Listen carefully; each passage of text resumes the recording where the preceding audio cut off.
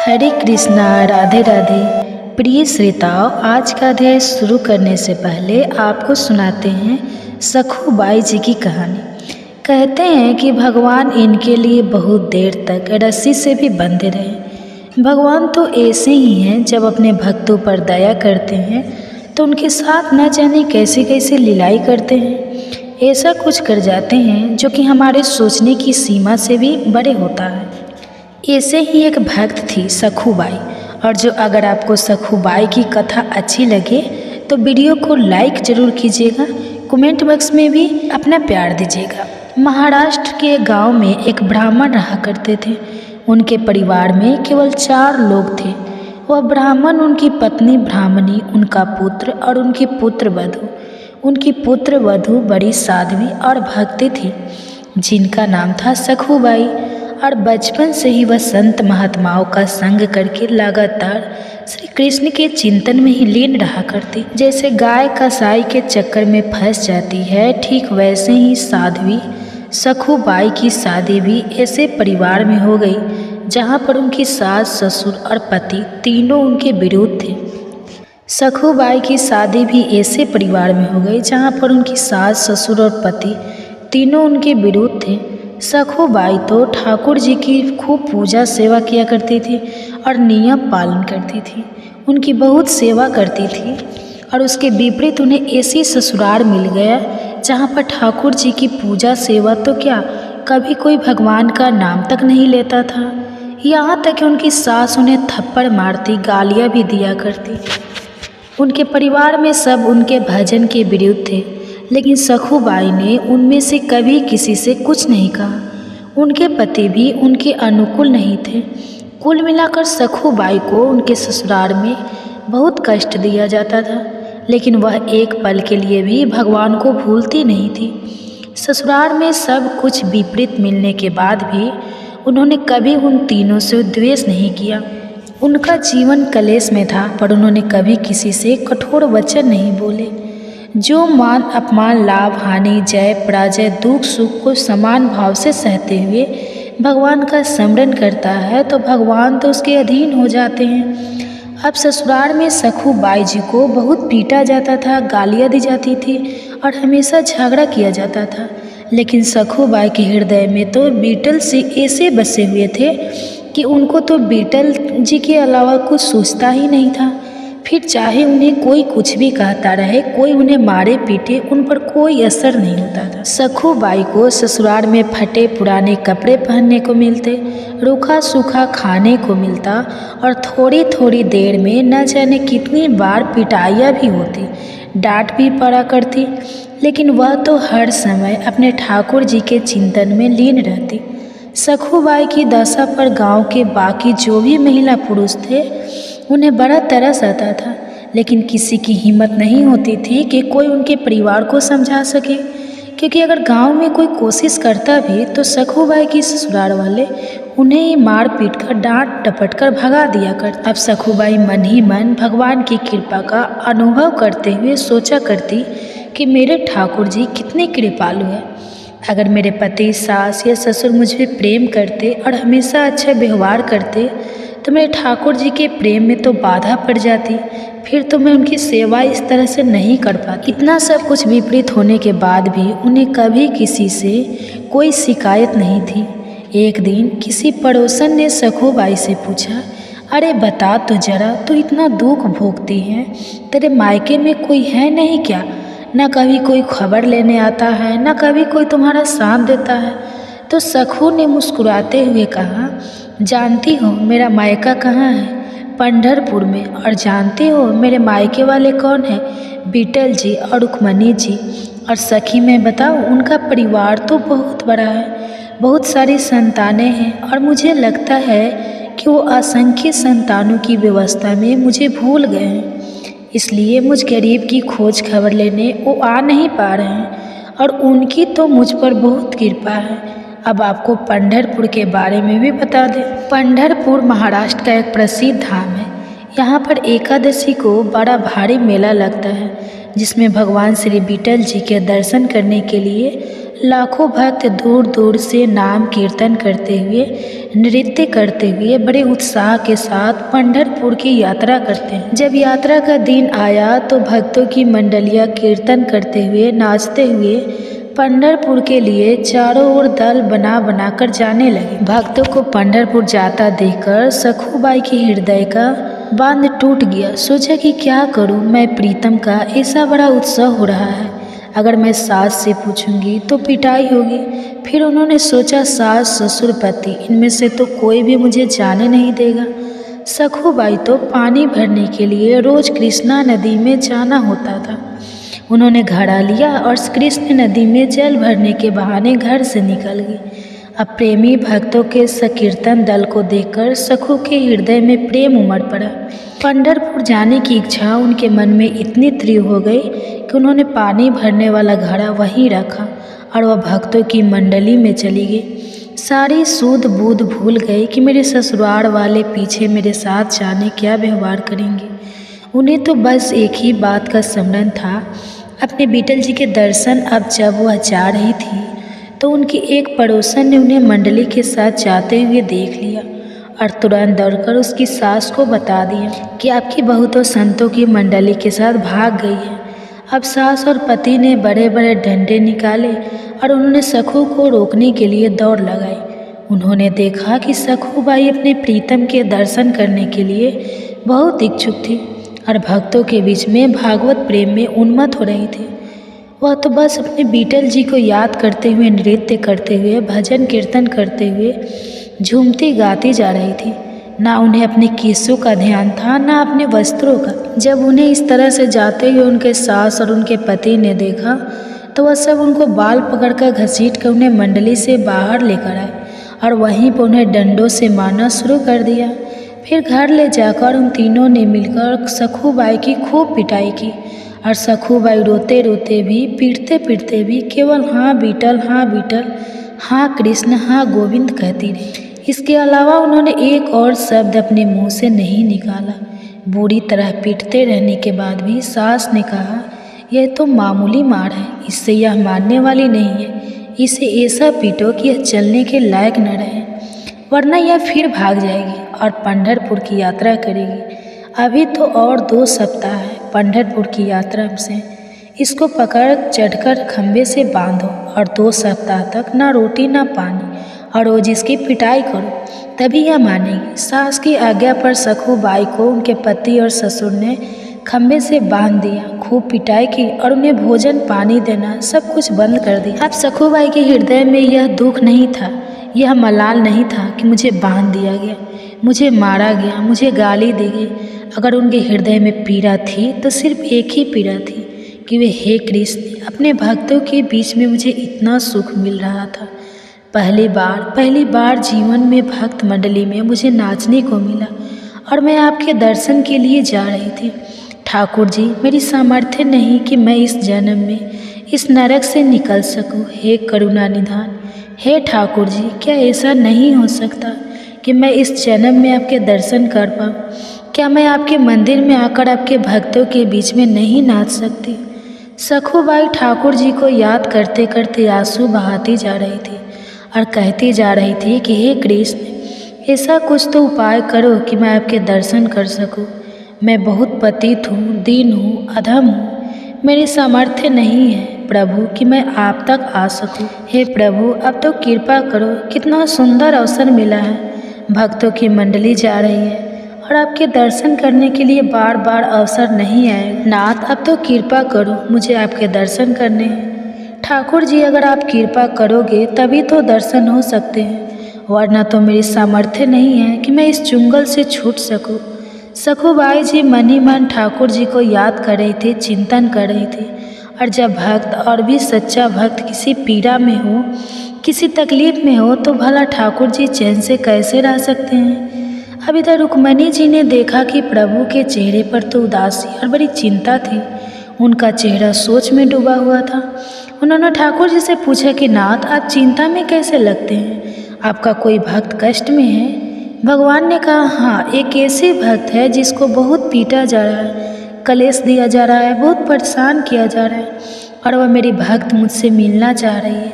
लेकिन उसको बांध दिया गया है। आपको थोड़े दिन के लिए हमसे विरह सहना पड़ेगा रुक्मणी जी, क्योंकि हमें अब कुछ दिन वहाँ रहना पड़ेगा। अभी बात बनेगी। रुक्मणी जी से ऐसा कहकर ठाकुर जी तुरंत ही सखूबाई के पास गए। वहाँ गए तो उन्होंने देखा कि एक खम्भे से मोटी मोटी रस्सियों से जकड़ कर उन्हें बांधा गया है। उनकी हालत बड़ी दयनीय हो रही थी। ना उन्हें भोजन दिया जा रहा है, ना पानी दिया जा रहा है, गालियाँ दी जा रही है और बस पिटाई की जा रही है। सखूबाई की आंखों से लगातार आंसू बह रहे थे। उन्हें गालों पर सिर्फ आंसू के निशान थे। बाल बिखरे हुए, कपड़े मैले थे और वह इस हाल में भी प्रभु के ध्यान में निमग्न थी। जब ठाकुर जी ने एक बहुत सुंदर नवती का रूप धारण किया और आकर बोले, सखूबाई, मैंने सुना है कि तुम पंढरपुर जाना चाहती हो, चलोगी मेरे साथ पंढरपुर? पंढरपुर का नाम सुनते ही सखूबाई ने तुरंत आंखें खोली और कहा, सखी, मुझ पापनी के भाग्य में ऐसा कहा कि मैं भक्त मंडली के साथ पंढरपुर जाऊँ। तुम देख तो रही हो मेरी दशा, स्त्री रूप। ठाकुर जी ने कहा, बाई, तुम जानती नहीं हो मैं तो, लेकिन तुम्हें बहुत समय से जानता हूँ। तुम तो मेरी बहुत बड़ी सखी हो। अच्छा, अब उदास मत हो। मैं जिसकी सखी होती ना, उसको मैं कभी उदास नहीं देख सकती। चलो मैं तुम्हारी रस्सी खोल देती हूँ और तुम भागो और जाओ मंडली के साथ। तब सखूबाई कहने लगी, ना, मेरी सास में फिर पकड़ लेगी और खूब मारेगी। अब की बार ठाकुर जी बोले, बिल्कुल नहीं, इसकी तो तुम चिंता ही मत करो। ठाकुर जी ने ऐसा कहकर सखूबाई की रस्सियाँ खोली और स्वयं सखूबाई का रूप धारण करके रस्सी में खुद ही बंध गए। अब जिसका नाम स्मरण करने से मोह माया के बंधन टूट जाते हैं, जिनको पाना बड़े बड़े योगियों के लिए भी दुर्लभ है, वही भगवान, वही ठाकुर जी अपनी भक्त सखूबाई के लिए एक साधारण स्त्री की तरह बंध गए। अब वास्तव सखूबाई जी तो पंढरपुर की यात्रा पर है, जा रही है भक्त मंडली के साथ नृत्य कीर्तन करते हुए, और इधर ठाकुर जी सखूबाई का वेश धारण करे हुए चुपचाप रस्सी से बंधे बंधे पिटाई खा रहे हैं, गालियाँ खा रहे हैं। ठाकुर जी चुपचाप बंधे हुए हैं। कई दिन बीत चुके हैं, ना उन्हें भोजन मिला, ना पानी मिला, और बल्कि रोज पिटाई अलग हुई।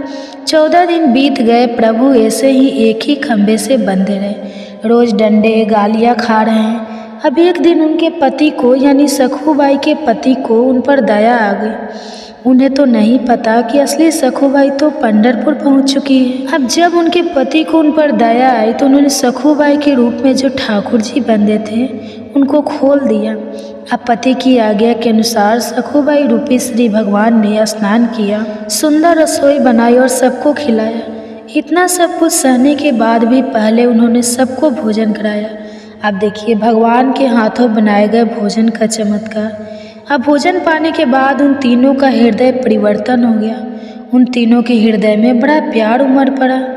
सखूबाई रूपी भगवान ने अपनी सेवा और सुंदर व्यवहार से पति, सास और ससुर तीनों के स्वभाव को ही बदल दिया। अब तीनों सखूबाई स्वरूप श्री भगवान से बड़ा प्रेम करने लगे, बड़ा सम्मान करने लगे। उधर सखूबाई पंढरपुर पहुंचकर नाम संकीर्तन करते हुए नाच रही है। प्रभु के प्रेम में मग्न वो इस बात को भूल ही गई कि मेरी जगह तो मेरे घर पर कोई और सखी बंधी हुई है। आनंद में भी भोर हुई सखूबाई ने चंद्रभागा नदी में स्नान करके मंदिर के अंदर प्रवेश किया। वह मंदिर में जाकर श्रीहरि के दर्शन करके आनंद के सागर में डूब गई। सखूबाई जी का प्रभु में ऐसा मन लगा कि उन्होंने प्रभु के सामने प्रतिज्ञा ही कर ली कि ठाकुर जी, जब तक शरीर से प्राण रहेंगे मैं पंढरपुर की सीमा के बाहर ही नहीं जाऊंगी, मैं यहीं रहूंगी, आपके श्री चरणों में रहूंगी। अब भला उन्हें क्या पता था कि उनके बदले पंडरीनाथ जी वहाँ बंधे हुए हैं। सखूबाई को तो बस एक ही धुन थी, भगवान का सानिध्य पाना, भगवान के चरणों में लीन हो जाना। अब सखूबाई वहीं पर कीर्तन करती हुई भगवान के ठाकुर जी ध्यान में संलग्न हो गई। सखूबाई के सामने अब वह स्वरूप प्रकट हुआ कि सखूबाई विफल हो गई और भगवान के सौंदर्य के दर्शन में इतना मुग्ध हो गई कि उन्हें प्राण छूट गए। अब एक ब्राह्मण उस मंडली में आया था। जब उसने सखूबाई के शव को देखा तो उसने अपने साथियों को बुलाया और सबने मिलकर सखूबाई के शरीर का अंत्येष्टि संस्कार किया। इधर रुक्मणी जी ने सोचा कि ठाकुर जी तो कहकर गए थे कि मैं कुछ ही दिनों बाद वापस आ जाऊंगा। इतने दिन बीत चुके हैं, आज तक वापस नहीं आए। फिर ध्यान देकर देखा कि जिसके लिए गए थे उसने तो शरीर ही छोड़ दिया और अब तो उसके शरीर का अंतिम संस्कार भी हो गया। अब तो मेरे प्रभु को वहीं बहू बनकर रहना पड़ेगा। यह सोचकर रुक्मणी जी चिंता में डूब गई। अब रुक्मणी जी शमशान घाट पहुंची और वहां उन्होंने सखूबाई की राख हड्डी वगैरह को एकत्रित किया और प्रेम दृष्टि से देखा तो सखीबाई जीवित हो गई। सखूबाई को ऐसा लगा मानो वह गहरी नींद से जागी हो। और फिर उसी रात को स्वप्न में रुक्मणी जी ने सखूबाई से कहा, देखो पुत्री, तुम्हारा प्रण पूरा हुआ। तुमने कहा था कि जब तक इस शरीर में प्राण रहेंगे मैं पंढरपुर की सीमा के बाहर नहीं जाऊंगी। अब तुम्हारा वह शरीर तो जल गया, अब तुम लौट जाओ। मेरे प्रीतम तुम्हारे रूप में तुम्हारे घर पर है। आदेश कर सखूबाई आनंद मग्न होकर 2 दिन बाद यात्रियों के साथ वापस लौटी। अब सखूबाई को आता देखकर सखू वेशधारी भगवान पंडरीनाथ जी को वहाँ बहु रूप में थे। उन्होंने सोचा कि अगर वह यहाँ आ गई और मैं भी यहाँ रहा तब तो बड़ी गड़बड़ हो जाएगी, सारी पोल पट खुल जाएगी। ठाकुर जी ने तुरंत सास से कहा कि माँ जी, मैं पानी लेने जा रही हूँ।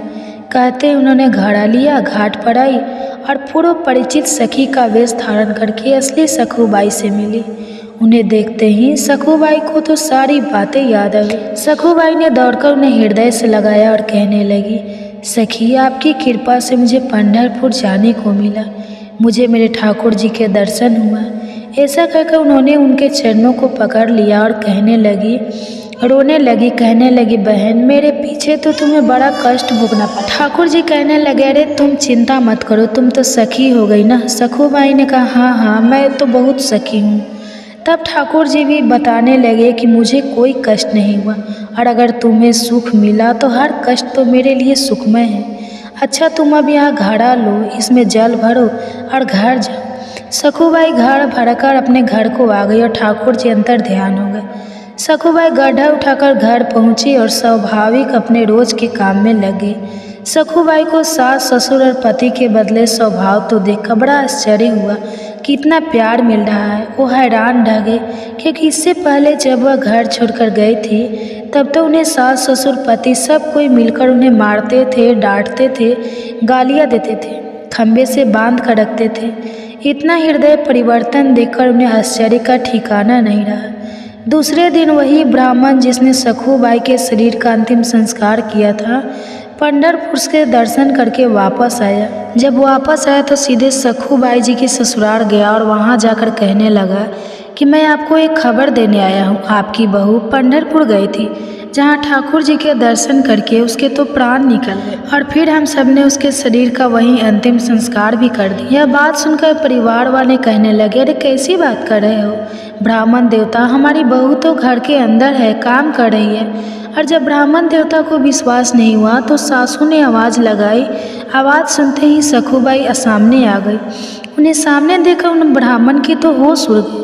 आखिर ब्राह्मण के बहुत कहने पर उन्होंने सखू को अपने पास बुलाकर पूछा कि अच्छा एक बात बताओ, हमने तो तुम्हें यह बांध कर रखा था, लेकिन यह ब्राह्मण देवता कह रहे हैं कि तुम पंढरपुर में गई और वहीं पर मर गई।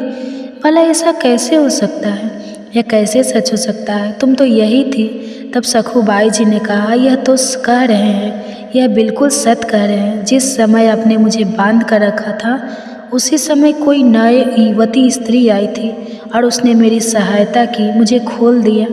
तब मैं भक्त मंडली के साथ में पंढरपुर गई और मेरे बदले वह यहाँ बंधी रही। मुझे तो उसने वहाँ भेज दिया और यहाँ पर वह आप सबका प्रतिकूल व्यवहार सहती रही, आप सबकी मारपीट सहती रही। मैं पंढरपुर जरूर गई थी और वहाँ एक दिन मैं बेहोश भी हुई। बाद में मुझे पता चला कि मैं तो मर गई थी और फिर मेरे शरीर को जलाया भी गया था, पर रुक्मणी जी ने मुझे फिर से जिंदा कर दिया और वापस भेज दिया।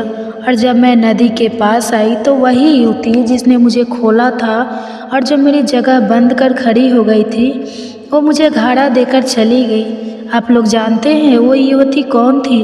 तो सास ससुर और पति कहने लगे, नहीं, हमें तो नहीं पता।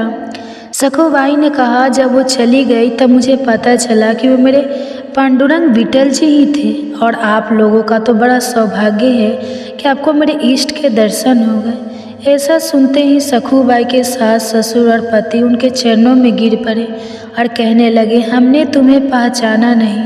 हमारे घर में ऐसी परम भक्त परम साध्वी रहती है जिसके अधीन श्री भगवान है। हमने तुम्हें बहुत सताया, बहुत कष्ट दिया, हम पर कृपा करो। संत सखूबाई ने सास ससुर और पति को भक्ति का उपदेश दिया। अब तीनों भजन परायण होकर सखूबाई की कृपा से भगवत धाम को प्राप्त। इसलिए भक्त अगर भक्ति के मार्ग में आगे बढ़ रहा हो और उसके जीवन में चाहे कितनी परेशानियां कितने भी कष्ट आए तो उसे उन कष्टों से घबराना या परेशान होना बिल्कुल नहीं चाहिए, बल्कि उसे तो खुश होना चाहिए कि अब श्री हरि जल्दी ही आने वाले हैं। क्योंकि जब जब भगवान हमारे जीवन में कष्टों को भेजते हैं तो समझ लीजिए कि अब उनकी कृपा दृष्टि होने वाली है। जब जब प्रतिकूलता किसी भक्त के जीवन में आई हो तो भगवान का ऐसा अवतार हुआ है जो ना तो पुराणों में लिखा है ना ही शास्त्रों में।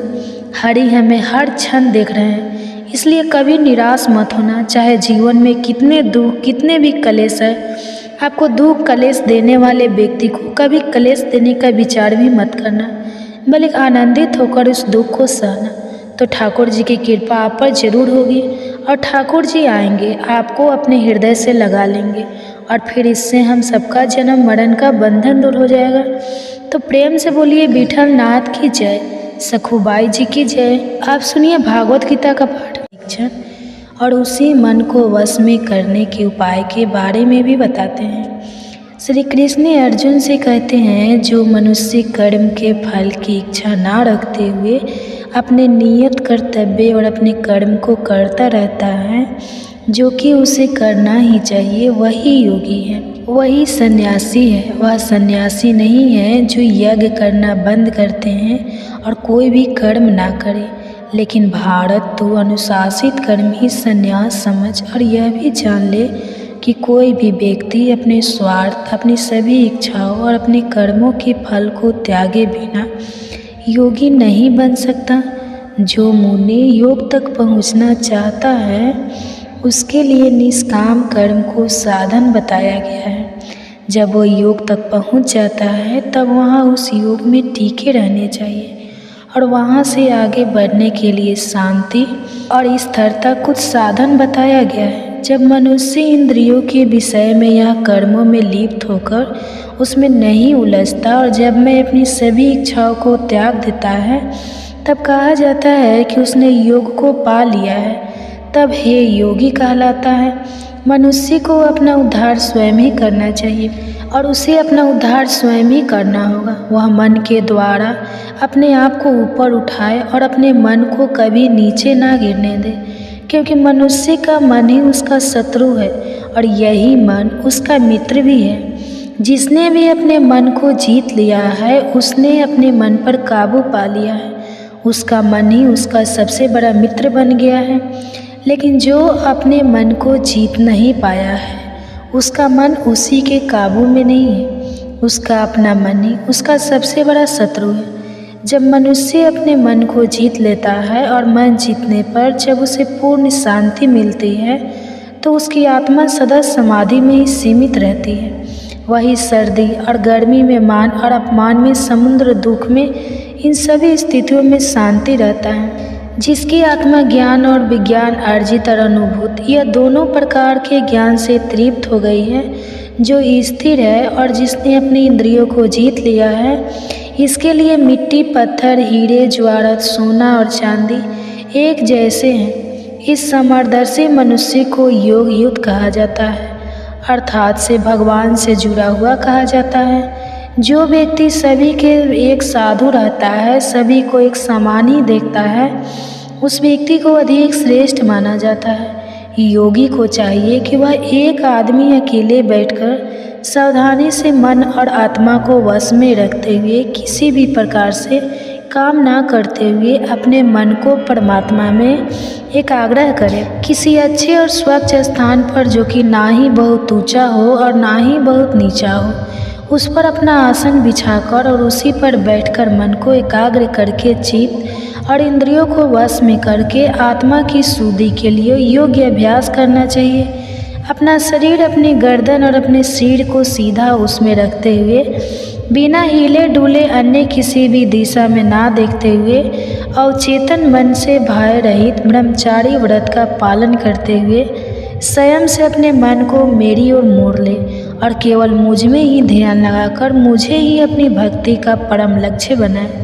इस प्रकार जिस योगी ने अपने मन को वश में कर लिया है, वह हमेशा योग में लगा रहता है, उस शांति और उस परम निर्माण को पा लेता है जो मेरे अंदर स्थित है, जो मेरे अंदर मौजूद है। वास्तव में योग उस व्यक्ति के लिए नहीं है जो कि बहुत ही अधिक खाता है, और न ही उस व्यक्ति के लिए है जो बिल्कुल ही नहीं खाता।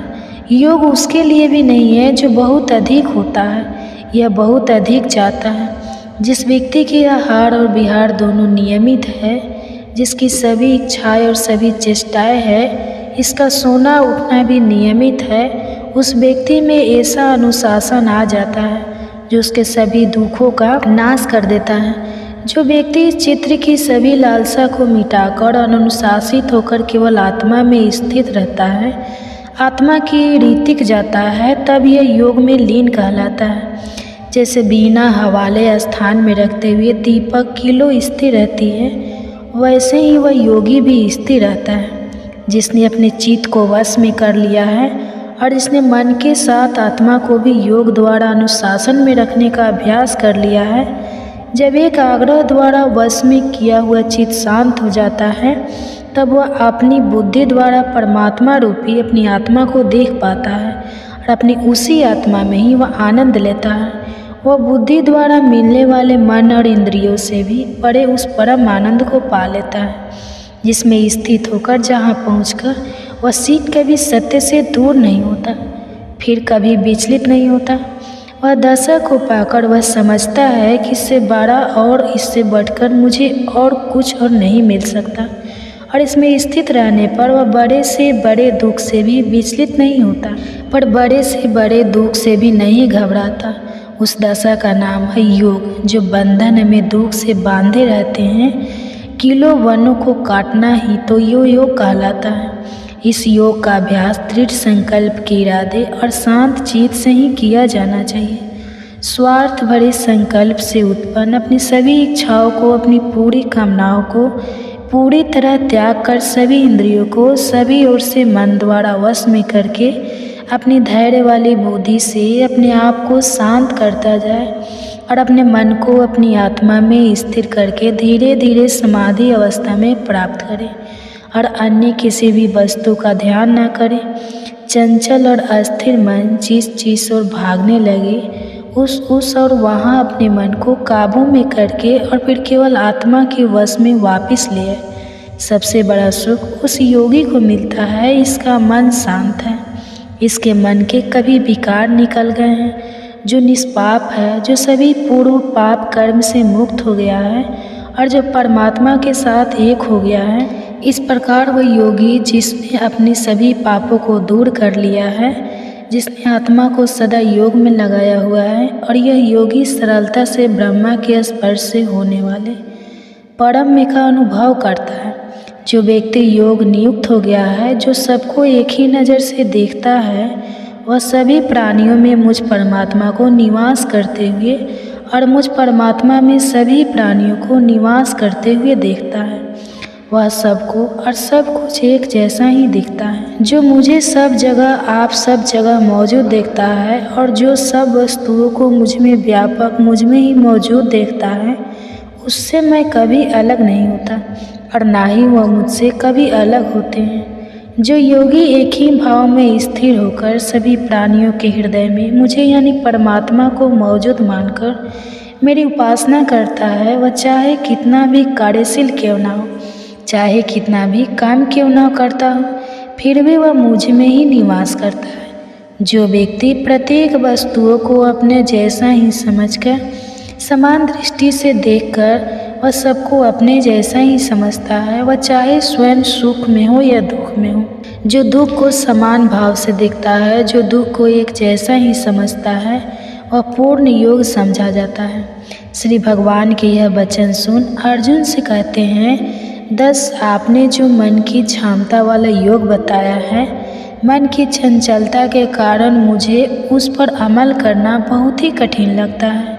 वह यह मन तो बहुत ही चंचल है, यह बहुत ही तेज, बलवान और जटिल है। मुझे तो यह लगता है कि इस मन को वश में करना हवा को वश में करने के बाद यह बहुत अधिक कठिन है। श्री भगवान उत्तर देते हैं, तुम ठीक कह रहे हो, पर यह मन तो बड़ा ही चंचल है और इस चंचल मन को वश में करना बेहद कठिन है।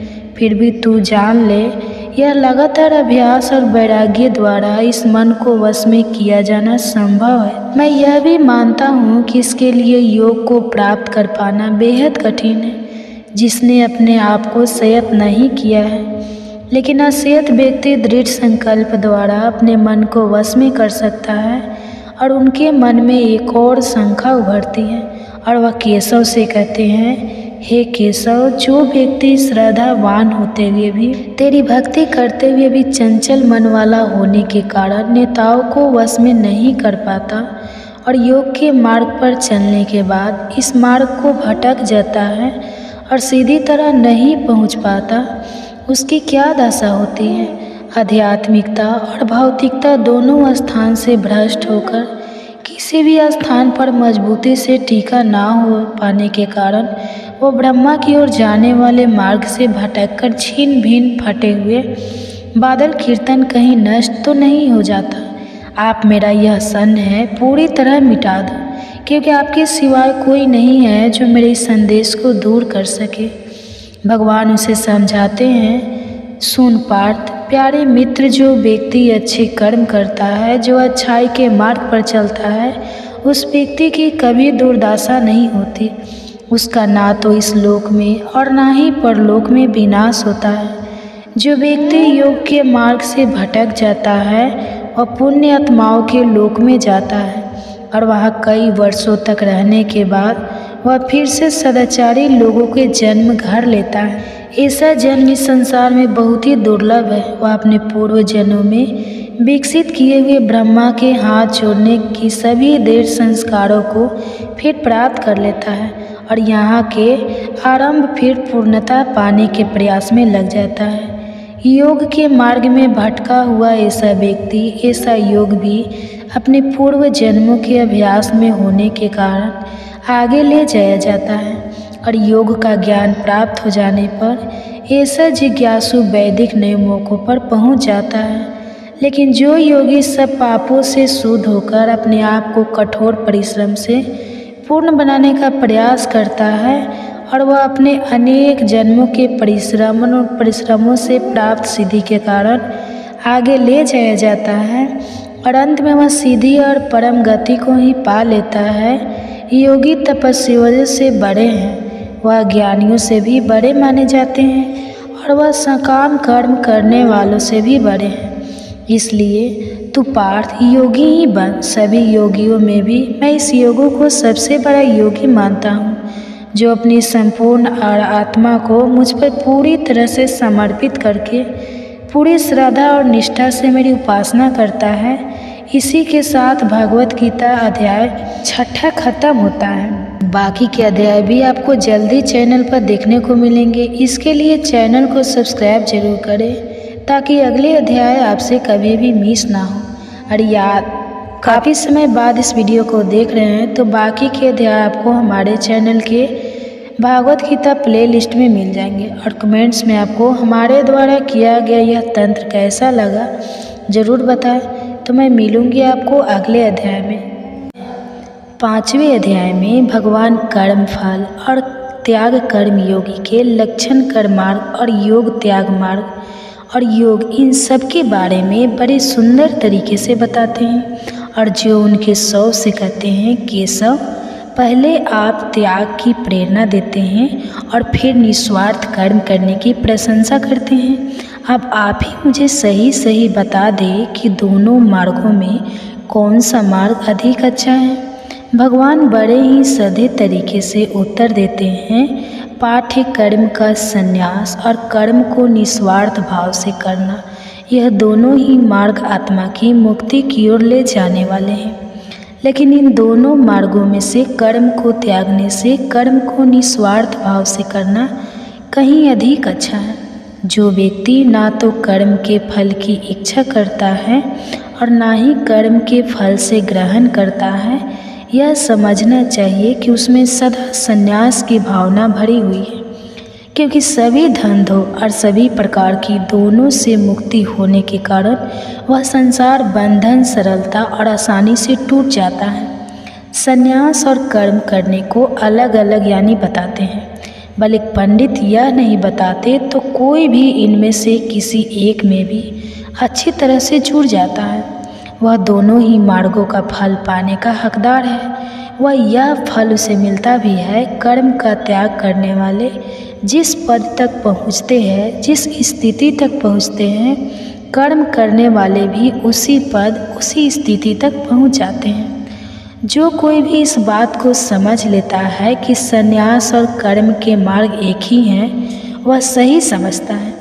लेकिन संन्यास को योग के बिना प्राप्त कर पाना बेहद कठिन है। यह बिल्कुल घास के ढेर से सुई खोजने जितना कठिन है। जो मुनि योग में निष्ठापूर्वक लगा हुआ है, वह शीघ्र ही ब्रह्मा को पा लेता है। कर्म करता हुआ कि वह मनुष्य कर्म में लिप्त नहीं होता, कर्म में नहीं उलझता, और जो कर्म के मार्ग में कुशल है, उसकी आत्मा पवित्र है।